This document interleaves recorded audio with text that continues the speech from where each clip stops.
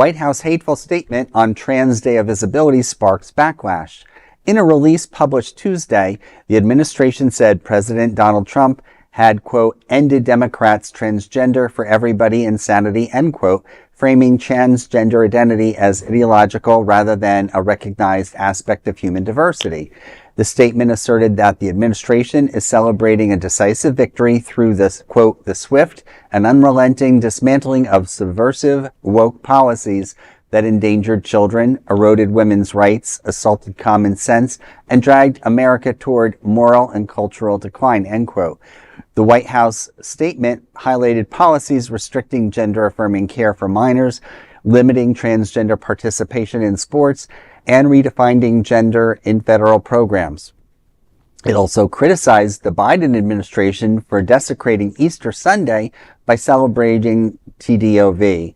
Transgender Day of Visibility has been observed annually on March 31st since 2009 and is fixed on that date, while Easter shifts yearly. In 2024, the two coincided. That year, then President Joe Biden issued a standard proclamation recognizing both occasions separately. LGBTQ advocates are criticizing this year's statement for its hateful language. Well, again, the hypocrisy continues, talking about the degradation of society, blaming transgenders when the population is small. And if any transgendered people have committed any acts or alleged acts that are illegal, you look at the massive ones that the right wing has, this whole show tonight, we've talked about people molesting children. We certainly know that the Epstein files are there. We just have to wait for the right people to put them out in the sunlight. Guess who or what kind of people are not in the Epstein files so far?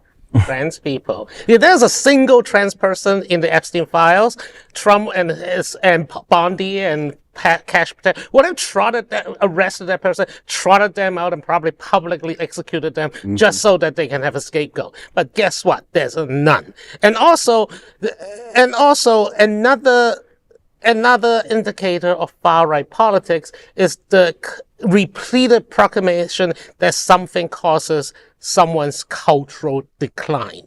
Remember the degenerate art in the 1930s Germany, the backlash against anything that is foreign is a marquee move for government and administration who wants to cast someone as other, as un-American. Just like communists back in the 50s too. Any kind of non-understandable culture is degenerate, is